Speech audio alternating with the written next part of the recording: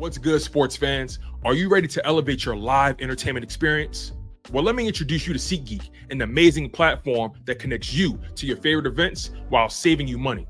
With SeatGeek, you can easily find tickets for sports games, concerts, and so much more, all in one place. The interface is user-friendly, making it simple to browse and compare prices. And one of the best features is the interactive seating chart. You can see exactly where you'll be sitting and how much you'll be spending, ensuring you get the best value for your money. But here's the best part. Check this out. By using my promo code, ChalkItUpSports, you can enjoy a one-time $20 discount on your first SeatGeek order. That's right, $20 off your first SeatGeek order. Imagine catching that thrilling game or concert without breaking the bank. It's a win-win situation. Plus, you'll be a part of a community of fans who eat, sleep, and breathe live events just as much as you do. So what are you waiting for? Click the link in the description to download the SeatGeek app today. And don't forget to use my promo code ChalkItUpSports for a one-time $20 discount on your first SeatGeek order. Get excited. Now let's get back to the show.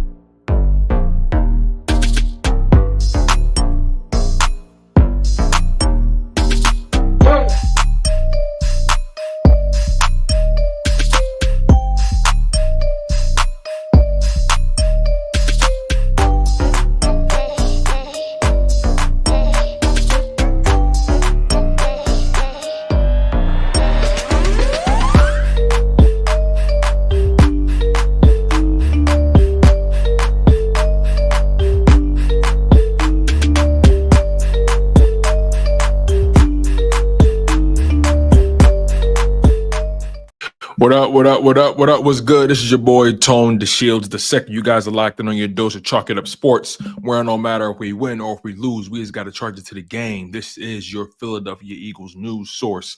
Make sure you guys smash that like button. Make sure you guys are subscribed to the channel. Means a lot to me, goes a long way. The show doesn't move without the people, especially if you are adding to the community, especially if you are not a nuisance to the community. I appreciate the love. I appreciate all the support. This thing does not move around without you guys being active. So make sure you guys smash that like button and make sure you guys are subscribed to the channel, man. Man, oh, man. Can't wait to get into today's topics with you guys today. I will not be engaging in any sort of lazy football conversations. I want to make that very, very clear. I will not be engaged or engaging in any lazy football conversations. We think here. We think critically here. We have conversations about things that actually make sense here. This is what this platform is for. We will not be engaging in any sort of clickbaity conversations. Everything that we talk about here will challenge your thought process and it will challenge your opinion.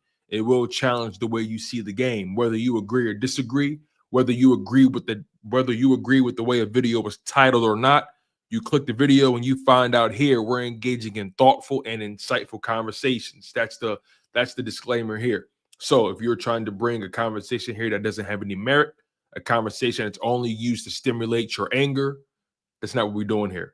So make sure you guys smash the like button and make sure you guys are subscribed to the channel.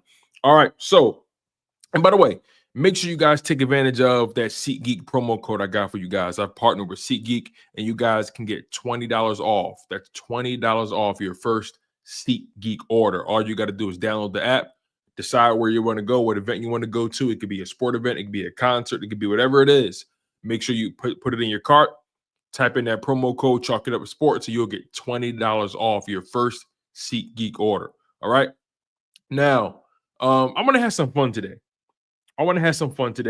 And I want to talk more in depth about the Philadelphia Eagles edge rusher position because, you know, you lost Brandon Graham to retirement, of course. Brandon Graham was more of a defensive end, but in Fangio's scheme and Fangio's in Fangio's defense, Brandon Graham fell into that edge rusher category, right? But he's more of a traditional defensive end. That's how he came up. But nonetheless, edge rusher defensive end, however you guys want to slice it. You lost Brandon Graham to retirement, and you lost Josh Sweat to free agency, right? And then if you want to take it further back than that, you decided to trade Hassan Reddick, and that's we're about 2 years removed from that decision. But the Philadelphia Eagles edge rusher room is kind of going through a youth movement. It's kind of it's sort of being rebuilt to a degree, right? The most consistent presence that we've seen, or guys that are on it that the Eagles have drafted over the past couple years, are Nolan Smith and Jalyx Hunt, right? Obviously, the Eagles drafted Antoine Powell-Ryland. They technically did draft Patrick Johnson, but they didn't move on from him. He was with a different team last season. They decided to bring him back. But as far as this Eagles edge rusher room, there's only 3 guys on this roster that the Eagles have technically drafted, and that's Nolan Smith, Jalyx Hunt, and Patrick Johnson. And Antoine Powell-Ryland, if you want to throw him in there as well. He's a new draft pick. But other than that, Bryce Huff wasn't drafted. Azeez Ojulari wasn't drafted. Josh Uche wasn't drafted. KJ Henry, O'Shawn Mathis wasn't drafted, right? But as far as guys that was on the 2024 roster, let's do it that way. As far as guys that was on the 2024 roster, you got Nolan Smith, Jalyx Hunt, and Bryce Huff. Everybody else is pretty much a new face. And it's interesting to see where this edge rusher position is going to go. I'm really excited to see, because you guys, you don't have anybody in this room that's over the age of 28. That's another thing that stands out to me. There's no one in this edge rusher room over the age of 28. You have Nolan Smith, who's 24, who's entering year 3. You have Jalyx Hunt, who's 24, that's entering year 2. Bryce Huff is 27 years old, entering year 6. Azeez Ojulari is 25 years old. He was a free agent addition, but if we're going to be technical here, Azeez Ojulari, although he was a free agent addition, he's entering year 5. Josh Uche is entering year 6, and he is 27 years old. He was a free agent addition. Antoine Powell-Ryland is a rookie. He's 23 years old. Patrick Johnson, let's see if I got this right here. He's 26 years old. KJ Henry, 26 years old. O'Shawn Mathis, 26 years old. You have a bunch of guys in their mid-20s, early to mid-20s in this room. And there's no real, I guess you'll say, there's not really an elder statesman in the room. All these guys have experience in their own right, but there's no real elder statesman. There's no real like OG in the room. Bryce Huff and Josh Uche are the oldest guys at the edge rusher position. But you got some young guys that play with the old soul. You do got some young guys that have a OG's mentality, like Nolan Smith. And Nolan Smith is such a fascinating prospect. He's such a fascinating player to watch, because Nolan Smith has had a very interesting start to his career.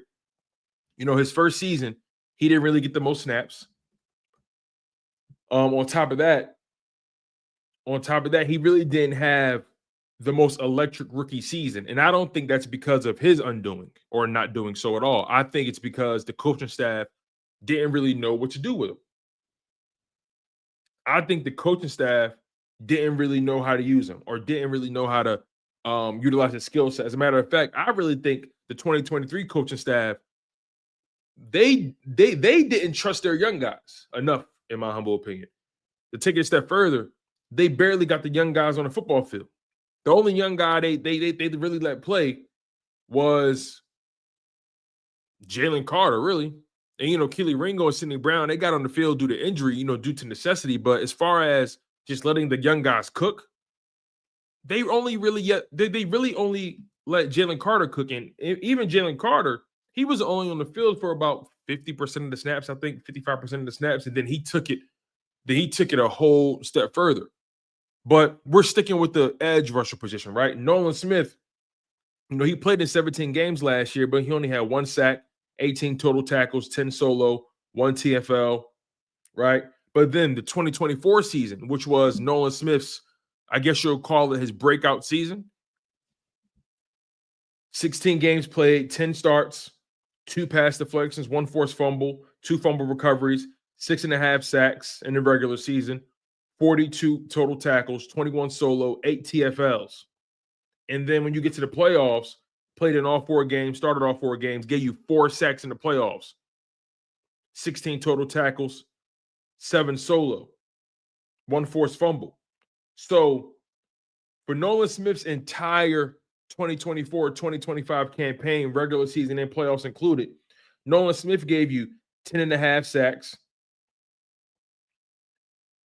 and he gave you 2 forced fumbles, 2 pass deflections, 2 fumble recoveries, but 10.5 sacks, playoffs included.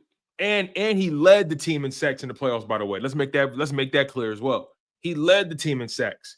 And he also gave you 12 tackles for loss throughout the entire regular season and playoffs combined. So Nolan Smith had a breakout season by every definition of the words. He got more opportunities. He took advantage of the opportunities. And on top of that, Nolan Smith was really strong in the run game. He was really strong in run defense. He didn't get enough credit for that in year 1. But I think it's important to note that Nolan Smith got into the lab. Nolan Smith went into the lab coming into that 2024 season. And I also will be transparent about this. I had questions about Nolan Smith even in the preseason. And I think in the preseason, if I'm not mistaken, I think he had 2 sacks, 3 sacks in the preseason, right? If I'm not mistaken, I think he had 2 or 3 sacks. So if you want to throw the preseason numbers in there, Nolan Smith had 13.5 sacks, preseason, regular season, and playoffs combined. But I had concerns about Nolan Smith in the preseason. Here's why. Because I was saying to myself, okay, I felt like some of those sacks weren't like true sacks. And again, that's my opinion. In the preseason, I had my concerns. I was like, okay, I feel like he should be more dominant. But again, 3 sacks in the preseason, your snap count is limited. I digress. One of the sacks came because he kind of got bumped into the quarterback. I think another sack came. I can't remember exactly how they went down. But to be transparent, I had my slight concerns about Nolan Smith in the preseason. I did. But then he completely continued to stack the days, stack the reps, and he was very, very, very much of a factor in the pass rush throughout the regular season. So whatever concerns I did have about Nolan Smith in the preseason, they were completely dispelled. And, you had some people who said, no, Nolan's turning the corner, Tone. And I'm like, hey, I'm not saying he's not. I just want to see it in the regular season. I want to see it when he's going up against these starting caliber tackles. And not only did he up his game in the pass rush, he upped his game in run defense. The more you saw him on the football field, the more you saw this guy making an impact. So I was always high on Nolan. But when you're a first-round pick like he was, the expectations are higher. I always felt like Nolan could do it. But what's the next step in the development? Can he get stronger, right? Can he rely on more than just his speed? That's his calling card. But can we see the moves, right? We saw Nolan taking his bull rush to another level. He got stronger. He got more effective. He was able to he got more bend in year 2. We saw Nolan Smith really becoming a dominant force on the edge. And then when BG got hurt, you saw Nolan Smith really take it to another level. I mean, make sure I got this right here. When BG got hurt in that Rams game, where is it at? Yeah, when BG got hurt in that Rams game, you saw Nolan Smith in the season. He got a sack in the Baltimore game. He got a sack in the Pittsburgh game. He got a sack in the Washington game. So He started off a little slow. He didn't have any sacks from week 1 to week 4. Eagles had a bye week in week 5. Week 6, he got a sack. Week 7, he got a sack. Week 8, he got a sack. Week 10, he got a sack. Week 12, he got a sack. Week 13, or 15, excuse me. Week 15, he got a sack. Week 13, he got a sack. Week 16, he got a sack, right? And then he took it to another level in the playoffs. So listen, I love where Nolan Smith is going in his career, right? I think Nolan Smith is poised to have an even bigger season, especially now that he's the guy. He's the leading guy coming off the edge with, with BG retiring and with Josh Sweat not being there. So there's a chance we may see Nolan Smith take his snap count to a higher level. But I think what works so well with this Eagles team is that they keep depth on the edge. They like to rotate guys, to keep guys fresh. And it works. It works. We saw Josh Sweat bounce back from his bad 2023 season, or his lackluster 2023 season. We saw Josh Sweat bounce back. We saw him have a stronger motor. But in 2023, Nolan only played 188 snaps. That's 16% of the snaps. And he was fully healthy. Well, I don't want to say fully healthy, but he was available to play. In 2024, 16 games played, 10 starts, 546 snaps played, 55% of the defensive snaps. And keep in mind, he was being rotated a lot. So I love the trajectory that Nolan Smith is on. I felt like he should have got way more snaps in year 1. I felt like he was being held back in year 1. I spoke about that. I'm on record saying that. I felt like he was being held back in year 1. And I knew coming into year 2, the expectations were going to be higher. And he delivered with that. 10.5 sacks in the regular season and playoffs combined. 4 sacks in the playoffs. I think Nolan, make sure I got this right here. I think Nolan got a sack in the Super Bowl, didn't he? He didn't, but he got 2 sacks against Green Bay. He got a sack against the Rams. He got a sack against Washington. He didn't get a sack against Kansas City. He didn't. But he had 2 quarterback hits. So he was living. He was living in the chest of Patrick Mahomes. He was there. He was there. Let's move on from Nolan Smith, right? Another guy that I'm looking forward to, and he's entering year 2, Jalyx Hunt, 24 years old. Jalyx Hunt is a guy that I believe he has the archetype. Jalyx Hunt, he has the archetype that you'd like at the position. Jalyx Hunt, 6'3", 252, has length, he's rangy, can also backpedal, can also cover sideline to sideline, a very, very athletic dude. Again, 6'3", 252. I think Jalyx Hunt, if I'm not mistaken, in the combine, what did he run? Let's see if they got it here. I don't know if they got his combine metrics here. See if I can find it. Regardless, Jalyx Hunt in year 1. Now, hear me out on this. Jalyx Hunt played in 16 games, only started 1 game. He had a pass deflection in the regular season, 2 forced fumbles, and he had a sack and a half. Only 21 tackles and 1 TFL and 12 solo. He had 3 quarterback hits. He was a guy that didn't get more snaps until the back end of the season. And again, he only played 241 snaps and 25% of the snaps, but Jalyx Hunt was a guy that he was behind Bryce Huff at one point, Josh Sweat, Nolan Smith, BG.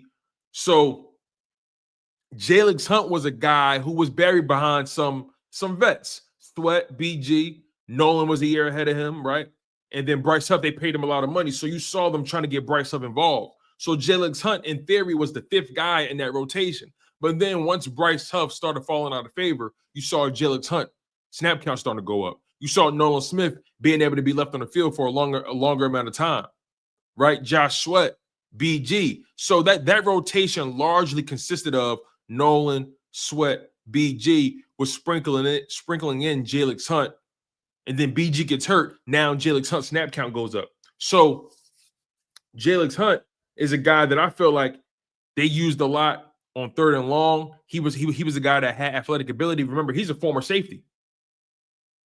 Jalyx Hunt is a former safety, turned edge rusher. So he bulked up for the position. But you saw the longer the season went, the more you started to see how good Jalyx Hunt could be. And it really showed up in the playoffs. It really showed up in the playoffs. In the playoffs, Jalyx Hunt had a sack and a half. He had a sack in the Super Bowl. And I'm sorry, he had a half a sack in the Super Bowl, and he had a sack in the Rams game, but half a sack, he was there. So he got a sack in the Super Bowl, and he got a sack in the Rams game. He had a TFL in that Rams game as well. And here's another thing to keep in mind. Jalyx Hunt had a quarterback hit in the Rams game in the divisional round, had a quarterback hit in the Washington game, and a quarterback hit in that KC game, which is how he got the sack. And his snap counts are this in the playoffs. In the playoffs, he had 21 defensive snaps in the wild card round. That's 31% of the snaps. In the Rams game, he had 17 defensive snaps. That was 23% of the snaps. And then his snap count jumped astronomically in that Washington game. In the Washington game, he had 42 defensive snaps, which is 53% of the total defensive snaps available. And he had 23 snaps in the Super Bowl, which is 41% of the time. So his snap count as far as percentage went up astronomically from the divisional round to the NFC Championship game and the Super Bowl. So Jalyx Hunt is a guy who earned the trust of Vic Fangio as the season went along. And I think Jalyx Hunt is going to have a crazy good season. BG's gone. Josh Sweater's gone. Now Nolan Smith and Jalyx Hunt are your top guys. Right? But then you got Bryce Huff. Bryce Huff is an interesting case study because although Bryce Huff was given a lot of money, 6'3", 255, him and Jalyx Hunt have similar builds, but you saw Vic Fangio start to trust Jalyx Hunt more than he trusted Bryce Huff. And it's a shame because Bryce Huff, you saw as the season progressed, once he was able to start putting his hand in the dirt, I think that was that Giants game or that Browns game. Once you saw Bryce Huff actually get the opportunity to play the game the way he's designed to play the game, he's a guy that's more of a 3-point stance guy. He's not a 2-point stance guy. He's a 3-point stance guy, 4-point stance guy. He likes to put his hands in the dirt. He's not somebody that you stand up. But in Fangio's defense, he needs guys. He needs a guy that's versatile. He needs a guy that's going to be able to stand up and not only put his hands in the dirt, but stand up as well. And that's where Bryce Huff was kind of exposed. He wasn't a guy that can really get that same speed when he wasn't able to put his hands in the dirt. He wasn't as effective. He couldn't build up momentum. But once you saw him able to put his hands in the dirt, you saw him get better. The pressures went up. The quarterback hits went up. He got a few more sacks. But then he got hurt. And then once he got hurt, then it kind of threw everything off. It threw everything off when he got hurt. And then now he's behind the 8 ball because Jalyx Hunt is building trust. Nolan Smith is doing what he's doing. Josh Sweat is doing what he's doing, right? Then BG gets hurt. So now you think maybe Bryce Huff has a chance to get back on track. You think that. He played in 12 games. He missed weeks 11 through 15, a crucial part of the season. He came back for the Dallas game, where he only played 14 snaps. Then he came back for the final game of the season against the Giants, where he played 46 snaps. He was on the field 86% of the time. But when he was able to put his hand in the dirt, he had a sack against Cleveland. He had a sack against the Giants. He had a sack against the Cowboys. You know? But you saw as the season progressed, his snap count was dwindling. And it was only a matter of time. But then we get to the playoffs. And that's where things get wonky for him. It's unfortunate. It's very unfortunate. Because in the playoffs, he really didn't do much. He didn't do much at all. Let me see if I can find his playoff numbers here. It's giving me a hard time trying to find them, but he only played in 2 games in the playoffs, which is nuts. He was a healthy scratch for 2 games in the playoffs. He was a healthy scratch. There's no need to even overcomplicate it. He was a healthy scratch for the playoffs. In the playoffs, he did nothing. He was a non-factor. No tackles, no sacks, no nothing. No nothing. He was a non-factor. And that's scary. So you ask yourself, what's the upside of Bryce Huff besides you paying him all this money? What's the reason you keep him here? You paying him all this money, right? What's the reason? So it's a little nerve-wracking. It's nerve-wracking. And for Fangio, like my man S. Blunt just said, it always comes down to trust. It comes down to trust. And Fangio doesn't trust him right now, which is a little spooky for a guy making that kind of money. So will Bryce Huff be on the team when the season starts? As far as I know, sure. Sure. It's not over. It was year 1, new team, new contract. He had an injury. Coming off of a career year with the Jets. It wasn't a good situation. And he only played 285 snaps in 2024. That's 39% of the snaps. That's unheard of for a guy you're paying that kind of money. It's unheard of. So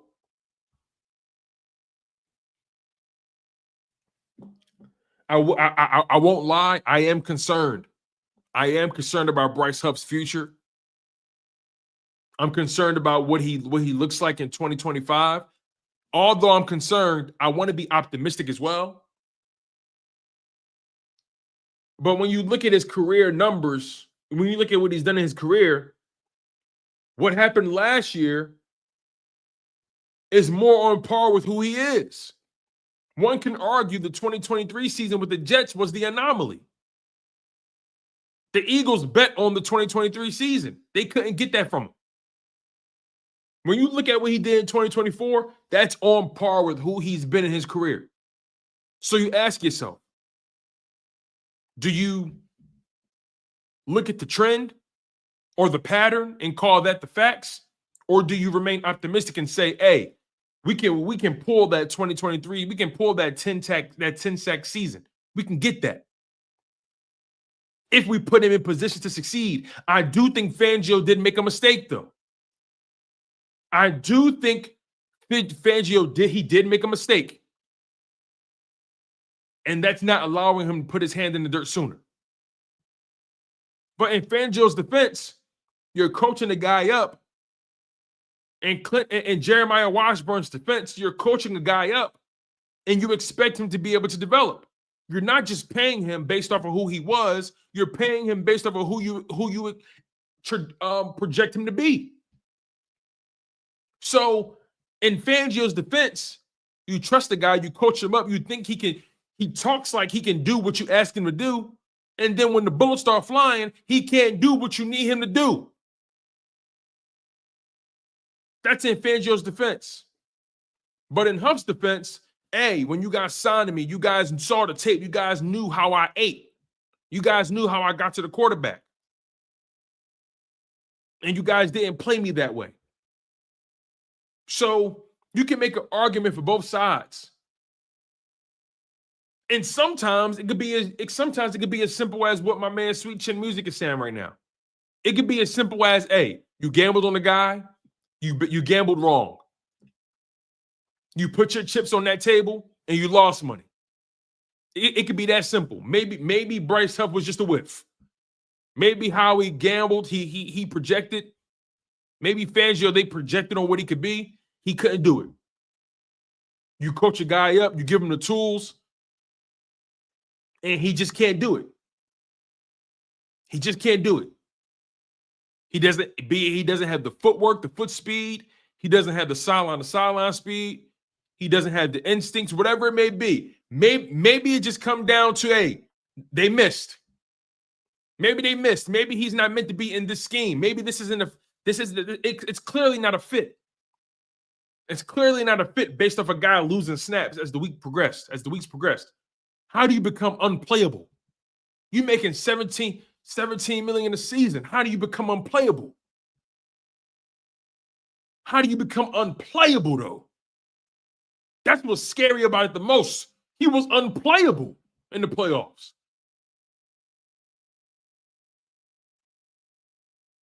That's spooky.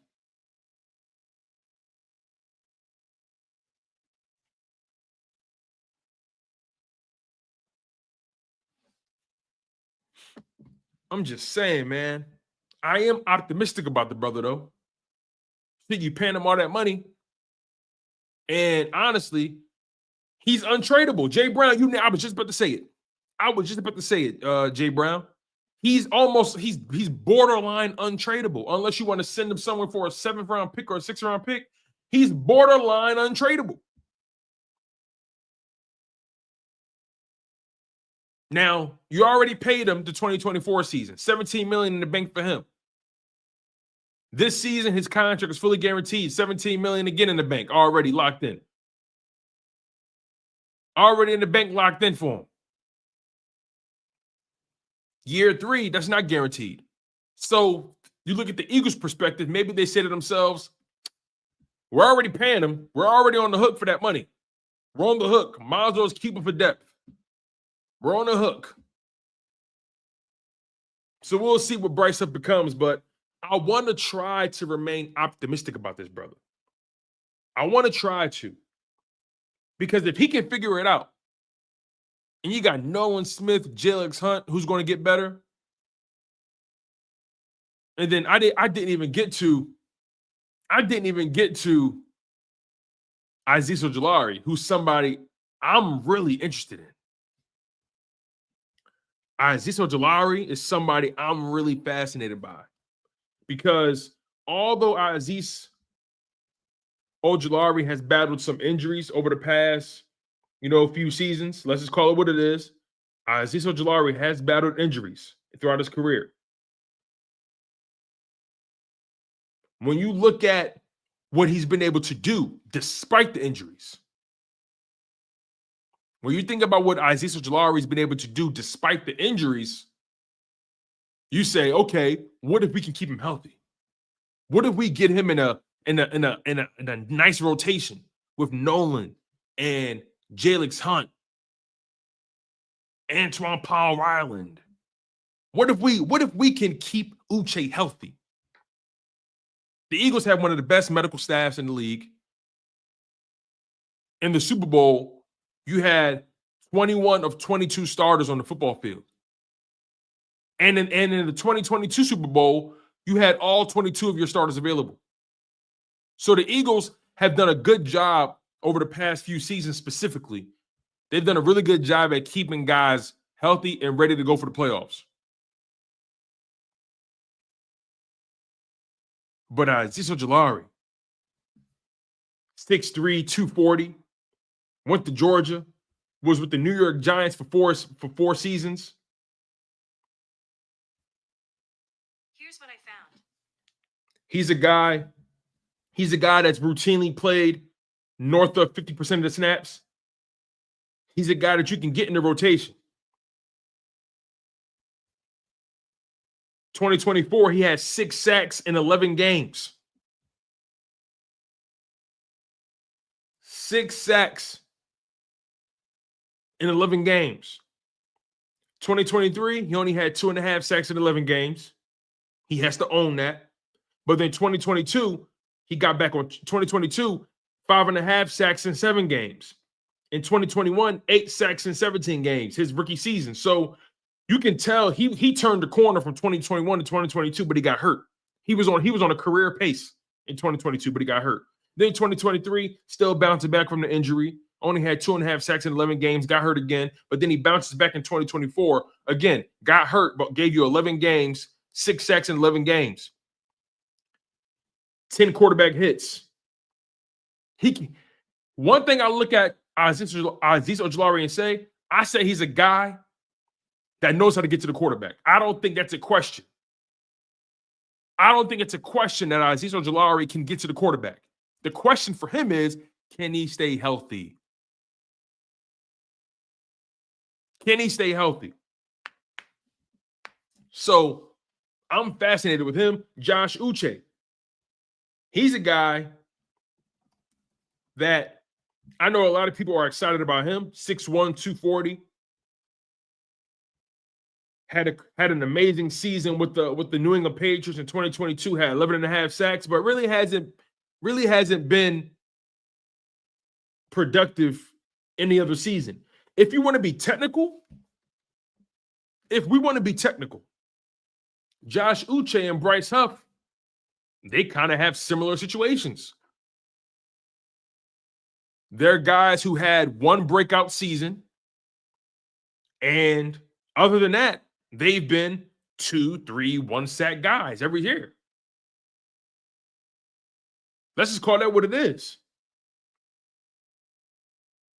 Uche and Bryce Huff, when you look at their box score, when you look at their numbers, when you look at their production, it's damn near the same in terms of just having that one outlier season and every other season being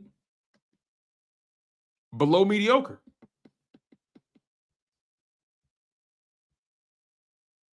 But when I look at Josh Uche move and how he plays, he's fast. He's fast, man. And he's going to have a chance to make this roster. But I'm higher on Azeez Ojulari than I am Josh Uche. As of right now, and then, real quick before I get too far ahead of myself, then you got, Patrick Johnson you brought in via free agency. The Eagles drafted him, but he's a free agent addition nonetheless. You brought in KJ Henry and O'Shawn Mathis as reserve future contracts.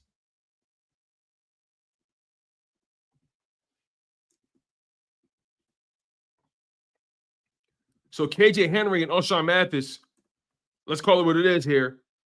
Those guys are likely practice squad, training camp bodies. I don't think Patrick Johnson makes this roster, if I'm being honest with you. I don't think KJ Henry or O'Shawn Mathis make this roster. As of right now, in my humble opinion, I think your most talented rushers are Nolan Smith, Jalyx Hunt, Azeez Ojulari, and you got Antoine Powell-Ryland, who's a rookie, so he has to come in and prove it nonetheless. He has to prove it nonetheless. But Antoine Powell-Ryland is coming off of what, a 16-sack season at Virginia Tech? A rookie, he's going to get opportunity. But Nolan Smith, Jalyx Hunt, Azeez Ojulari, those are your top 3 rushers right now. Those are your top 3 rushers. And then Antoine Powell-Ryland, quite frankly, he may be a dark horse. He's going to be a dark horse to have. I think Antoine Powell-Ryland in this rotation, he may get you 5 sacks. And I think that's a strong rookie outing for somebody drafted in the 6th round. Remember, they drafted him in the 6th round. He's coming off of a 16.5 sack season for Virginia Tech. He had games where he had 4 sacks, 3 sacks. I like this guy. I like this guy a lot. He may get you 5 sacks out of nowhere. He's somebody you're going to have in the pass for situations. You're going to coach him up to see if he can do better in run defense as well, but he's a pass rush specialist. Bryce Huff, we'll see what happens with him. Josh Uche, we'll see. I'm not the highest on Uche and Bryce Huff right now. But right now, the people I'm highest on, Nolan Smith, Jalyx Hunt, Azeez Ojulari, and Antoine Power Island. And I ultimately think that's going to primarily be your rotation on the edge. We'll see what happens to Bryce Huff. We'll see what happens.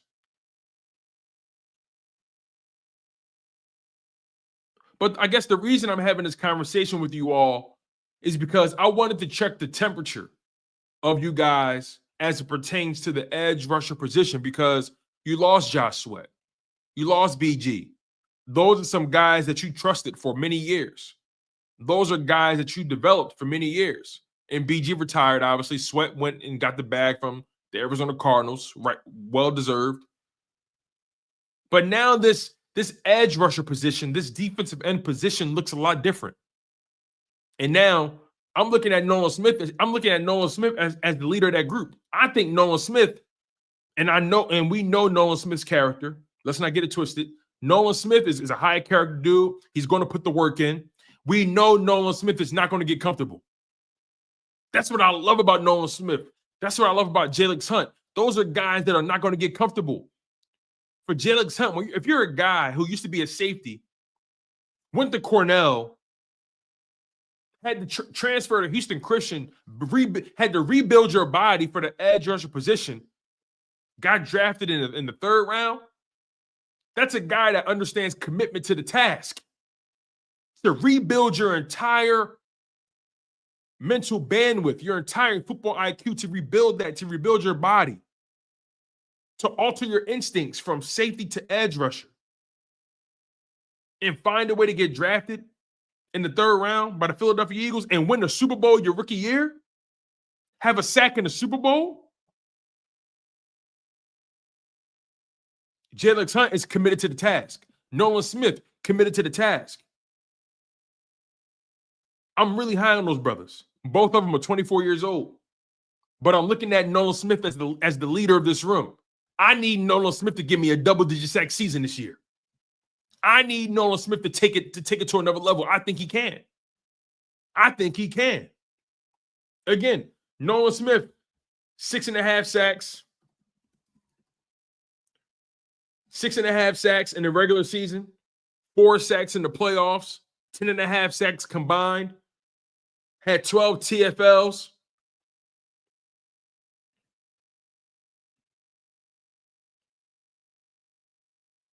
He's a vicious dude, and he got stronger from year 1 to year 2. He's only going to get better year 2 to year 3. I think Nolan Smith can get you 10 sacks this year. I think Nolan Smith can be a perennial 10-sack guy. I really do think that. I really believe that. He's gotten so much stronger. The speed and the bend that he has. He completely ended the season of Elgin Jenkins, the offensive lineman.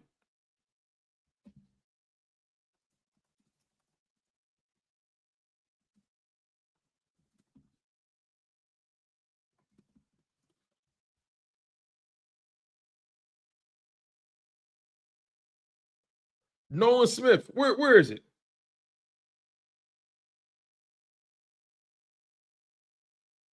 Let me see if I can find this.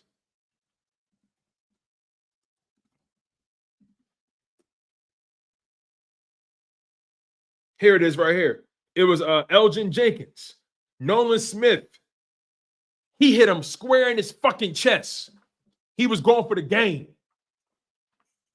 Nolan Smith squared up with him, hit him right in his fucking chest. And Elgin Jenkins said, "Nah, I'm tapping. I'm out. I'm done. I can't. I'm done." Elgin Jenkins is. Let me just look at Elgin Jenkins' measurables, yo. He's a big dude. I need to look at the measurables. Elgin Jenkins is 6'5", 311 pounds. Nolan Smith is 6'2", 238. You almost got this man by 80, 90 pounds. and he knocked your big goofy ass out of the game. He hit you on your punch you on your chest. Sit your ass down. Punch him square in his chest. And Elgin Jenkins tapped out. That's what I like. Nolan Smith putting dudes on the gurney. I think Nolan's going to have an amazing year 3. I have the utmost belief in Nolan that he's going to have an amazing year 3. And there's a chance he may lead this team in sacks. There's a chance he may lead this team in sacks. But I'll let you guys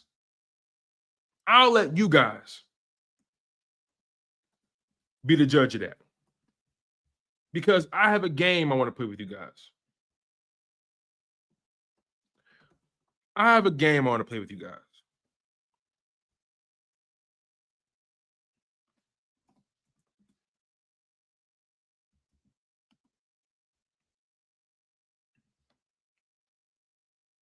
Let's find out who's going to be the Eagles sack leader in 2025.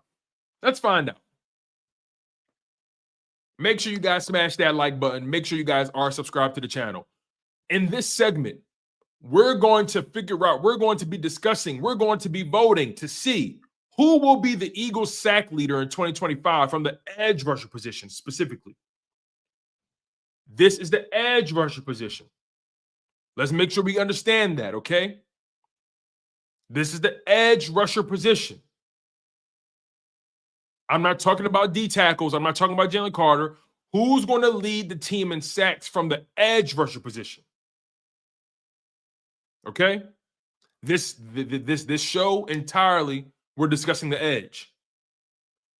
We're going to talk about the D tackles at a later date. But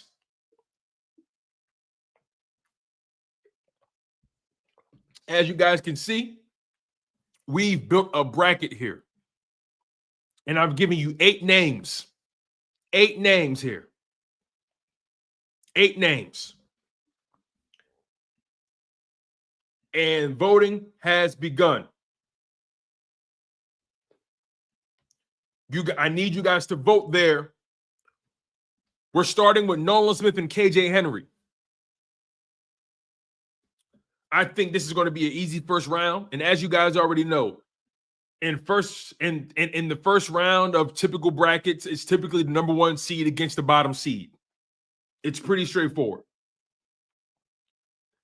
That's how brackets work. You put your top seed against your bottom seeds and your second seed against your 7th seed and your 3rd seed against your 6th seed. You guys know how this thing, you guys know how it go. You guys know how it go. So I think we all can safely assume. Let me read some of your comments here. Remo says when Ojulari plays, he has one of the highest sack rates in the league. That's true. Kibo says Nolan with the easy win. Jay Brown says put Jahad Campbell on that list. Well, Jahad Campbell isn't listed on the depth chart as an edge rusher. So I'm not going to put Jahad Campbell on the list. All right. Jerry Potter says Ojulari is going to lead the team in sacks from the edge position. Remo says if Ojulari stays healthy, he'll probably have the most sacks from the edge. Okay. S. Blunt says, I believe this edge rush group will be deep on the development of Nolan, or will depend on the development of Nolan. Let me read this correctly. I believe this edge group will depend on development of Nolan to up his production and how closely can Hunt fill the sweat role, setting the edge and being solid on the rush. I'm confident. Yeah, I feel you, S. Blunt. I feel you on that. All right. Yo, who voted for KJ Henry, yo? Who the hell voted for KJ Henry? All right. So I think it goes without saying. Here. We're not going to waste too much time on this round. It goes without saying that Nolan Smith is going to beat out KJ Henry to lead this team in sacks.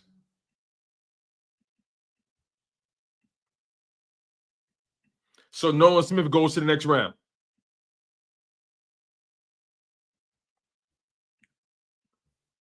All right. Let's do our next one here.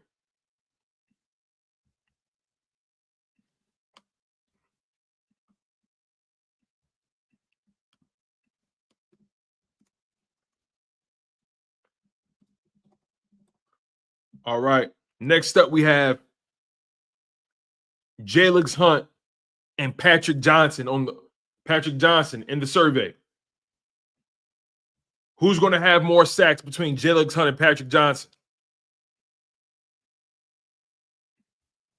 See what we got here. 14 votes. 86% of you guys said Jalyx Hunt beats out Patrick Johnson. I would agree with that, by the way.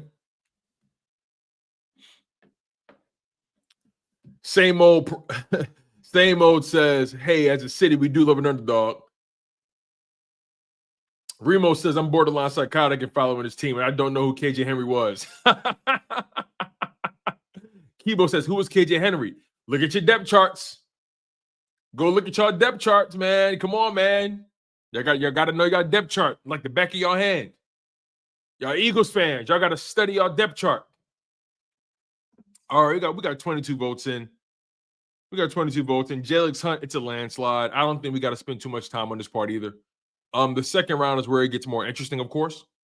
But in the first round, Jalyx Hunt wipes the floor with Patrick Johnson. It goes without saying. So let's move on. Let's move Jalyx Hunt to the next round.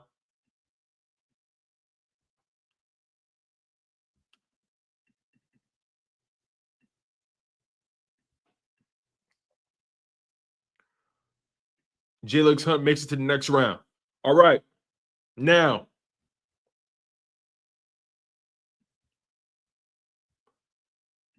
let's get to our next matchup. You have Azeez Ojulari.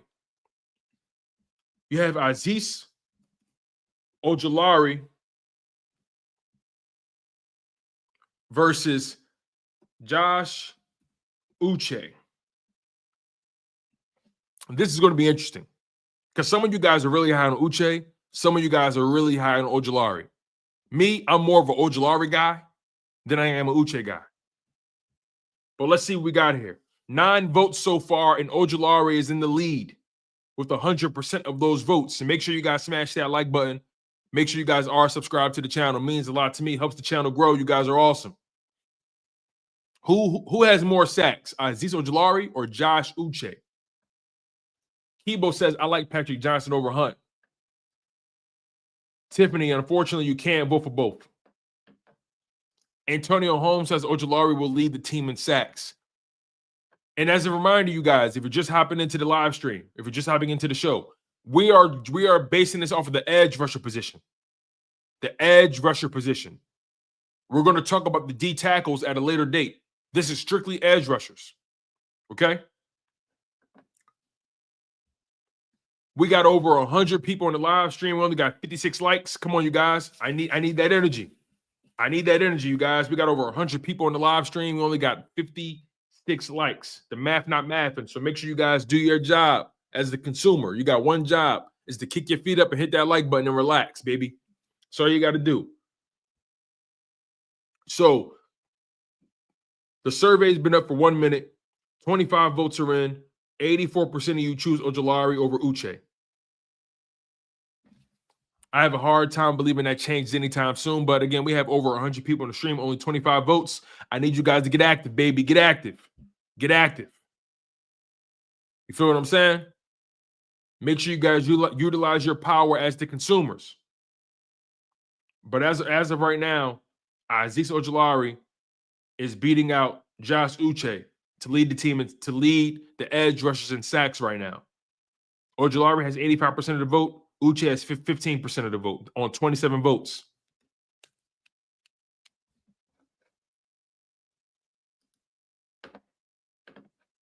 Tiffany says, right, Patrick Johnson is a good player. Listen, Patrick Johnson has earned himself some good money in the NFL.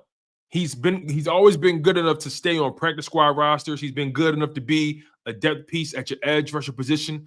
Patrick Johnson has played a lot of crucial reps for the Eagles, especially due to injury. I think that's why the Eagles brought him back, because they like him, they trust him, they know the player. The player knows the building, right? He's a player that they know what they're getting back from, and maybe they feel like he can take a step forward.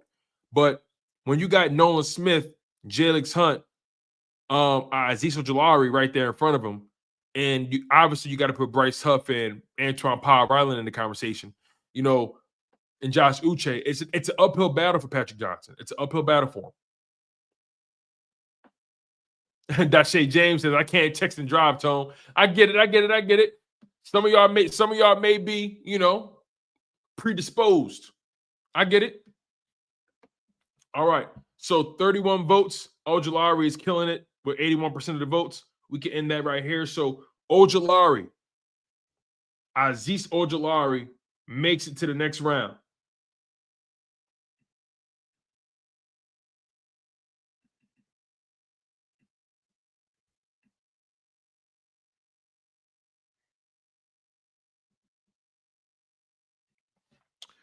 So Azeez Ojulari beats out Josh Uche to lead the team in sacks. All right. Our next matchup is going to be interesting. And I think it's pretty. I think I may know how it's going to go already, because you guys really don't like Bryce Huff. But nonetheless, I got to ask you guys. In the next round, we have Bryce Huff and Antoine Powell-Ryland, the rookie.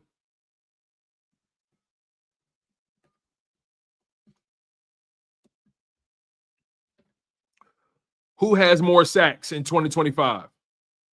Antoine Powell-Ryland or Bryce Huff? This is going to tell me a lot. We got 14 votes, 18 votes thus far. A lot of you guys are picking Antoine Powell-Ryland. 22 votes, and Antoine Powell-Ryland has 80% of the votes.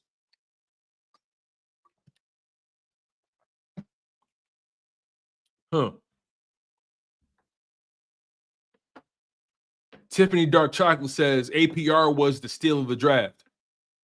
Antonio Holmes says it's sad, but Antoine Powell-Ryland is going to have more sacks.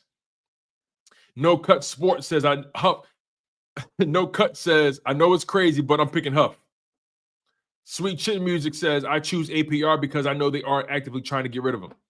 Interesting. Reese with the good vibe said Huff won't be on the team.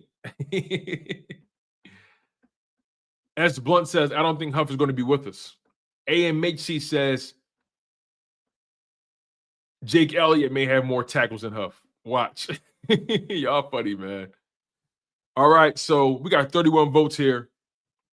77% of you guys have chosen Antoine Powell-Ryland. Y'all got the rookie beating out the 6-year vet. That's crazy. Bryce Huff is entering year 6, 27 years old. Y'all got the 23-year-old rookie beating out the vet. That's a bad sign. Bang Eagles Bang said Huff let me down. Same Old Prime says I need to see Huff stay on the football field. Facts. He got to stay healthy, and he got to make an impact. Swift says Huff equals Bradbury. Damn. No, I can't say that because at least Bradbury gave us a all-pro season. I can't even say that. At least Bradbury gave us an all-pro season. You feel me? At least we could say that about Bradbury. At least we could say that. Bradbury didn't give us nothing. He gave us an all-pro season. And he helped coach up Quinyon and Coop. Let's call it what it is. Let's call it what it is. You know? Bradbury got his Super Bowl. I don't care what nobody. Bradbury earned his Super Bowl, y'all. I don't care what nobody say. My man was on the sideline eating sunflower seeds, enjoying his millions coming in the bank, and was coaching up the young guys. And James Bradbury helped us get to a Super Bowl. James Bradbury should have won a Super Bowl in 2022. So look at it like this. At least Bradbury got his Super Bowl before he left. He's a Super Bowl champion. He's an all-pro with the Eagles. Let's call it what it is. We got James Bradbury's best years. Oh my God. Bradbury did more than Huff ever did for the Eagles. Let's not call it what let's call it what it is, man. Bradbury did more than Huff ever did for the Eagles. Stop it. Stop it. All right, y'all. It looks like Antoine Powell-Ryland has won this vote clearly. Let's call it what it is. Antoine Powell-Ryland makes it to the next round. Now, this is where things get interesting. We know the first round is always a gimme. You know what I mean? The first round is always a gimme. Now, let's see how y'all really thinking. Now we have Nolan Smith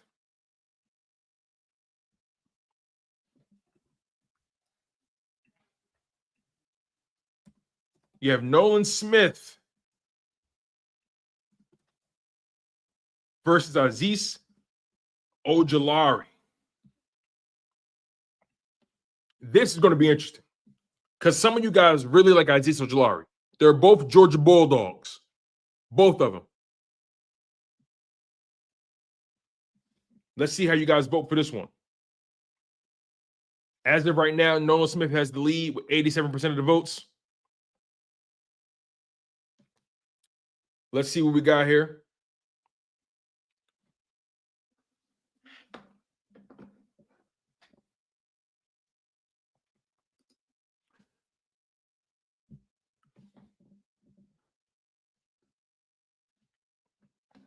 Dashay James believes that Azeez is going to have more sacks than Hunt. Interesting.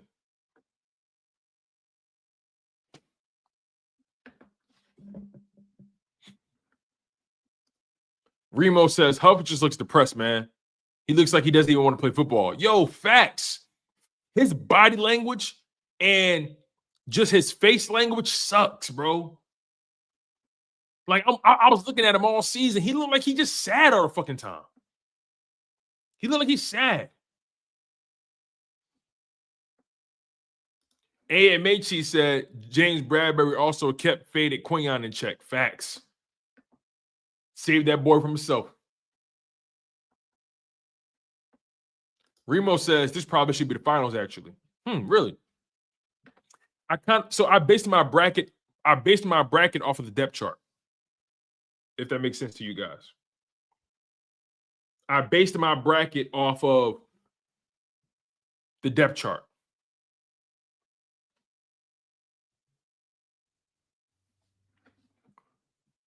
Remo said it's the real finals. Jerry Potter says, I believe both are playing for a contract extension this year.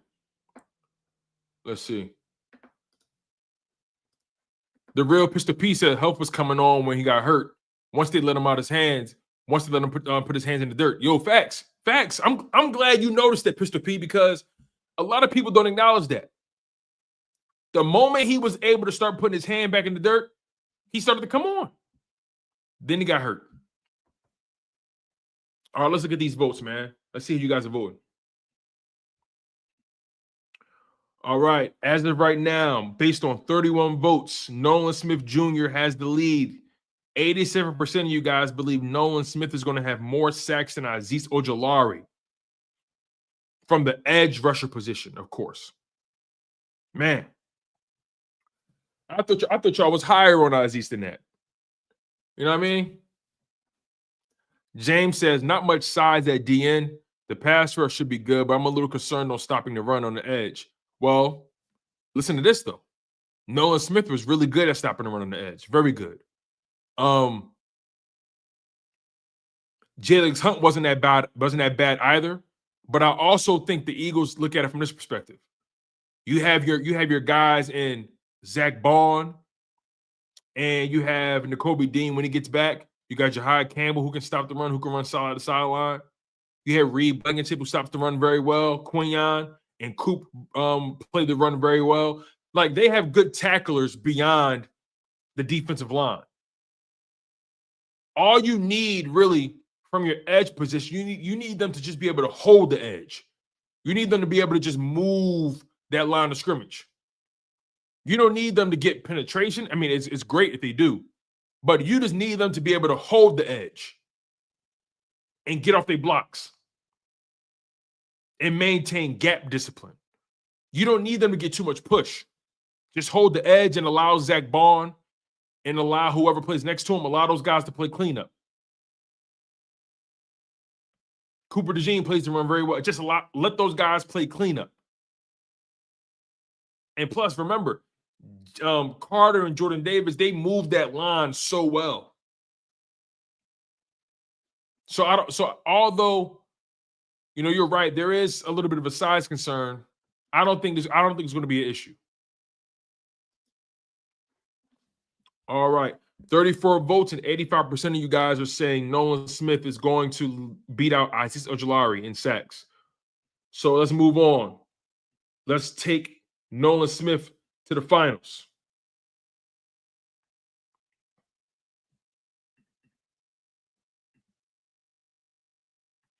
Nolan Smith makes it to the final round. All right. I think this matchup is going to be probably the most interesting, the next one. Now we're going to discuss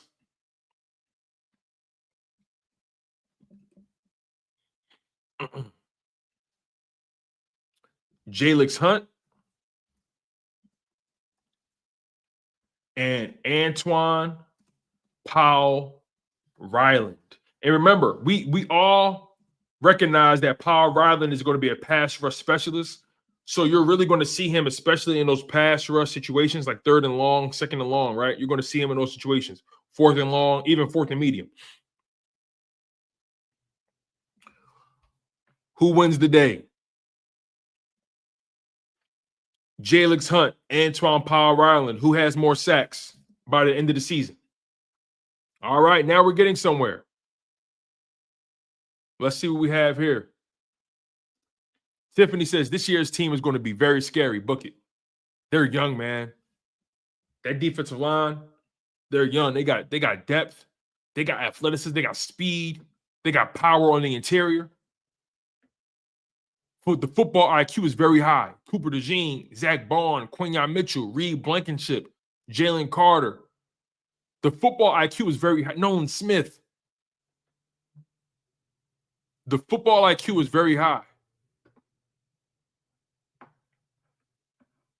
Same old Prime says the best ability is availability, and Nolan Smith has been available. That's a very good point when it comes to Azeez Ojulari. Although Azeez has had seasons where we know he can get to the quarterback, but can he stay healthy? That's the question. That's the question. Pistol P says Nolan Smith is going to have a Pro Bowl season. I think Nolan's going to have double-digit sacks, bro. I really do. I think Nolan's going to have to be fair, I think Nolan's going to have between 9 and 12 sacks. I really do. I think Nolan's going to have between 9 and 12 sacks. I'm really high on Nolan. I think Nolan's going to take that shit to another level this year. Sweet Chin Music says, like the homegrown over the free agents. Yeah, that's what it's looking like. The homegrown is definitely moving further than the free agents. Jerry Potter says, Ojulari prove a year and Nolan Smith Jr. Howie always pays his players early. He sure does. He sure does. And because Nolan's entering year 3, May 1st of next year, Howie's going to have to decide if he's picking up Nolan Smith's 5th-year option, and I think he does, without question. He's definitely going to pick up Jalen Carter's 5th-year option without question.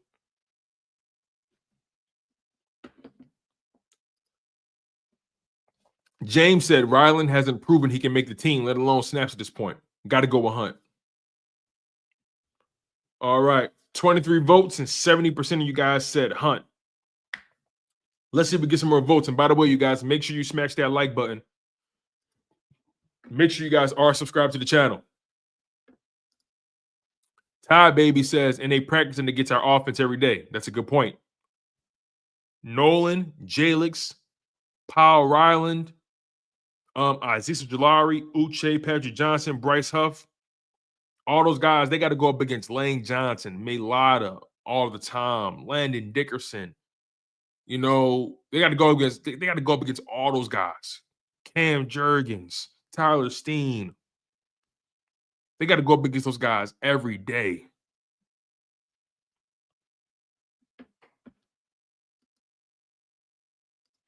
Same old Prime says Bryce Huff has to put the water on free agents, bro. Bryce Huff better turn up if he's on the roster, man.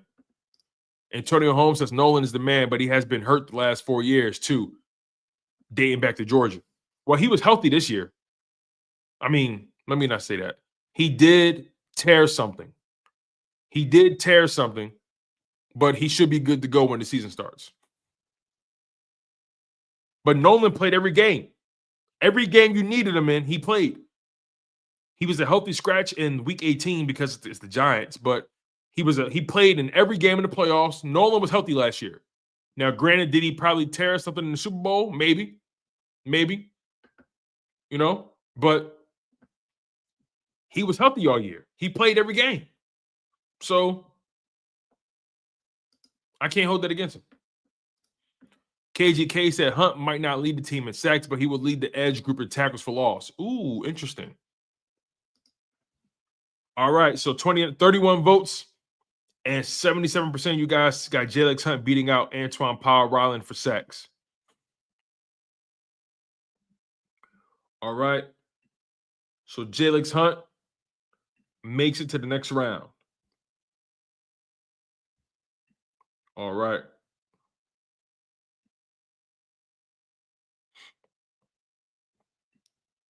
Here we go.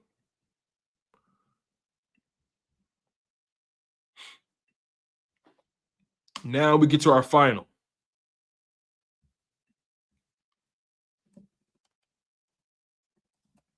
Now we get to our finals. Nolan Smith versus Jalyx Hunt. And keep in mind, you guys, although we're all high on Nolan, we are all very high on Nolan. Jalyx Hunt entering year 2. He's another year wiser, another year stronger, another year faster. Playoff and Super Bowl experience. Jalyx Hunt could be a sleeper. Jalyx Hunt could be a sleeper, man. I think Nolan's going to have double-digit sacks this year. I do. But is Jalyx a sleeper? You know what I mean? Jalyx could be a sleeper, bro. Hey, Dashay James, thank you for the kind words. Same old Prime says, like Hassan Reddick made us think free agents were going to ball out in our system. Then Huff just made us think it was a mirage.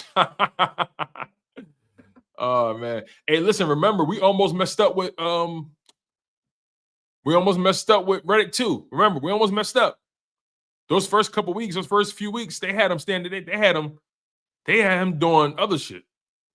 Then he finally was able to let his hair down and go after the quarterback.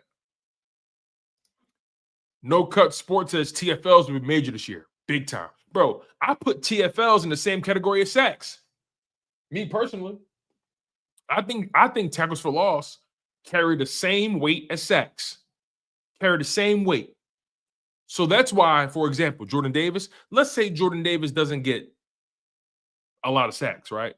But if Jordan Davis can get you 8 TFLs, 9 TFLs, 10 TFLs, hey, now we're talking.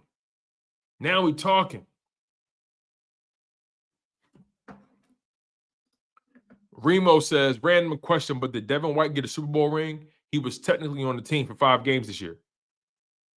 I think he does. Let me find out.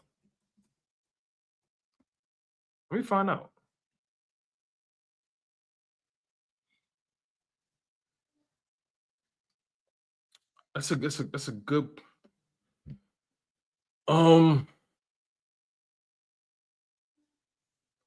I mean, he didn't play any snaps though. Did Patrick Johnson? Did he really? He might. He just might. I don't know. I personally don't know. I personally don't know.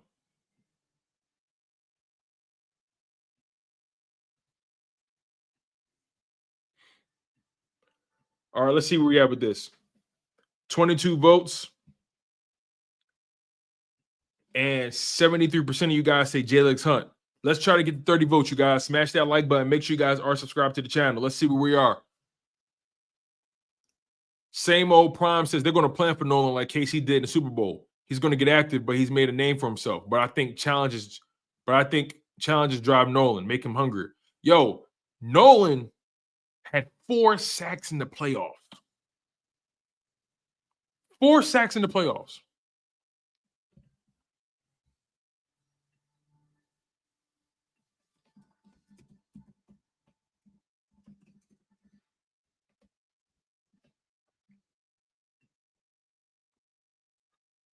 I don't know if you guys noticed, but Nolan Smith is already, well, they got him 4.5 sacks actually in the playoffs. They got him 4.5. But listen to this though. Nolan Smith is already 3rd all time in playoff sacks for the Eagles. He's only entering year 3. BG is the all-time leader for playoff sacks with 5.5. Josh Sweat has 5 sacks in the playoffs for the Eagles through 9 games. Nolan Smith in 5 playoff games has 4.5 sacks, 4 sacks, according to StatMuse. He's only entering year 3. Nolan Smith is going to crush the all-time sack record for the playoffs for the Eagles. He's going to crush it. He's going to crush it. Because the Eagles are going to make deep playoff runs. The Eagles are going to perennially be in the playoffs. Nolan Smith is only going to get better. He's already ranked 3rd in playoff sacks. And he's played in 5 games.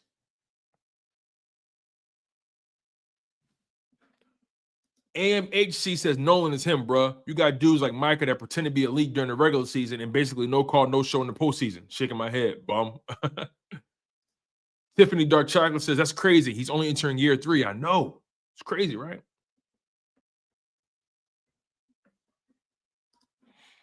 All right, let's check on this vote real quick. Let's see where you guys are. So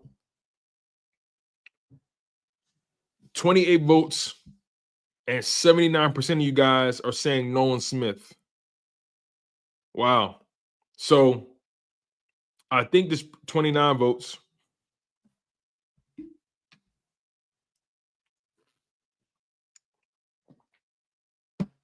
I think we're all pretty much in agreement here.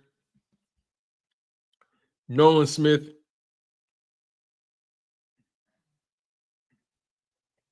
is our winner.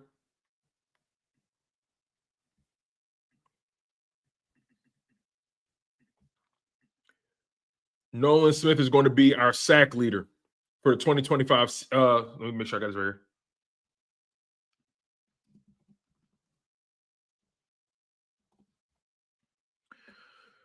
Nolan Smith. And I think we all pretty much felt this way.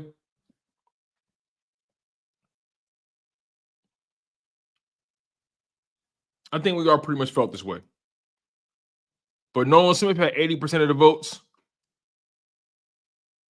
Jalyx Hunt had 19% of the votes.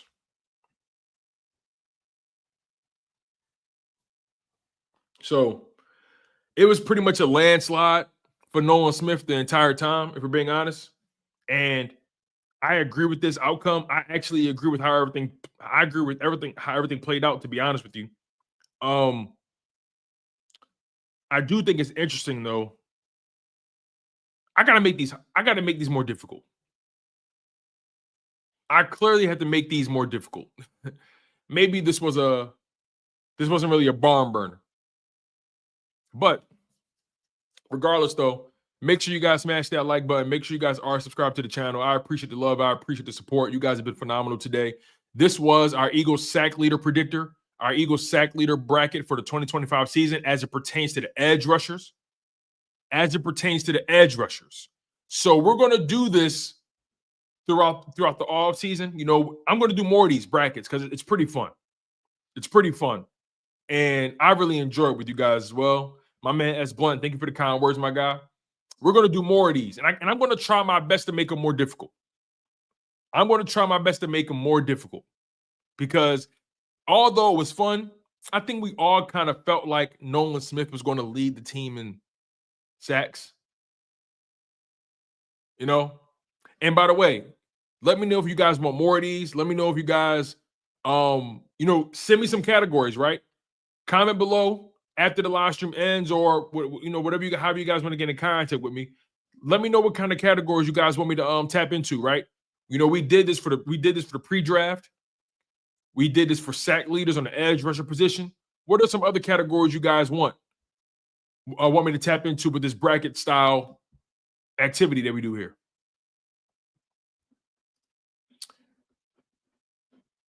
My man Trenton Wright with the super chat. Thank you, Trenton. I appreciate it. He said, can't wait to watch Nolan Smith reach the Pro Bowl. Bro, I think Nolan's going to be a problem, bro. I really do. Dashay James says, do it with the O-line. Ooh, interesting. Trenton Wright says, INT leaders. Ooh, I like that.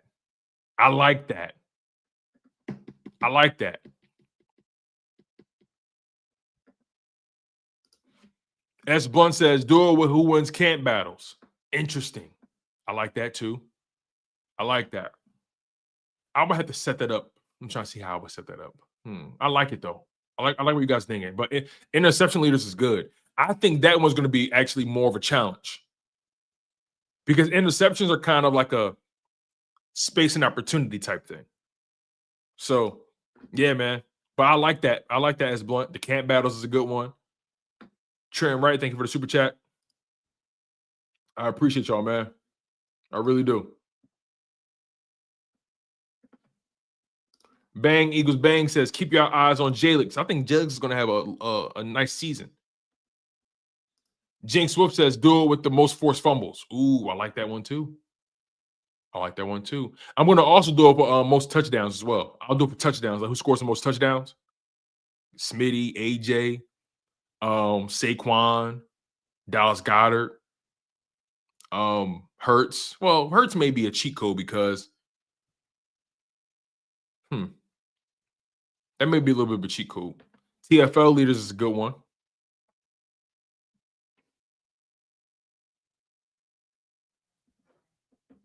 Antonio Holmes says, undrafted free agent making a team. Ooh, I like that. That's a good one. I like that. The Jalen Philly shove. Tiffany says, most interceptions, most touchdowns is good ones. Yeah, I agree.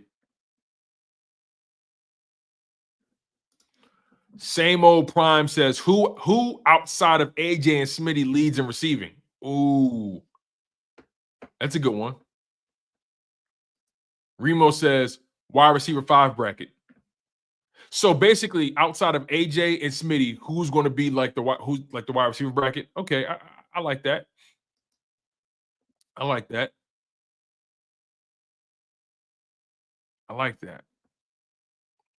to think of another one. And also we can do this with the league as well, right? We can do it with the league, like which quarterback throws the most interceptions, who throws for the most touchdowns. We can expand this for the NFL, by the way. And I think that's what I'm going to do too to make it more engaging. We're going to expand this for the NFL. We're definitely going to expand this for the NFL for sure. But that's our show today, you guys. And the schedule come out next week, y'all. I can't wait for that. Make sure you guys smash that like button. I appreciate the love. I appreciate the support. You guys have been phenomenal as always. All my people who are tuned in after the fact. So all of you guys who are watching the clips, man, I really do appreciate it. Trenton Wright came in with the super chat. Thank you, Trenton. I appreciate it. He says if Johnny Wilson could catch, he'd be a wide receiver 3. Bro, if he can catch, bro. Tell me about it. Thank you for the super chat as well. But that's our show for today, you guys. Stay active. Smash that like button. Make sure you guys share the content. All of you guys that are watching the show after the fact, watching on your own time, watching the playback, I appreciate you guys as well. Make sure you guys comment below. I always appreciate you guys' comments as long as you guys keep things respectful and keep it clean. Other than that, that's been our show. You guys have been phenomenal. I've been your humble host, Tone DeShields II. And you guys have been locked in on Chalk It Up Sports, your Philadelphia Eagles news source, where no matter if we win or if we lose, we just got to charge it to the game.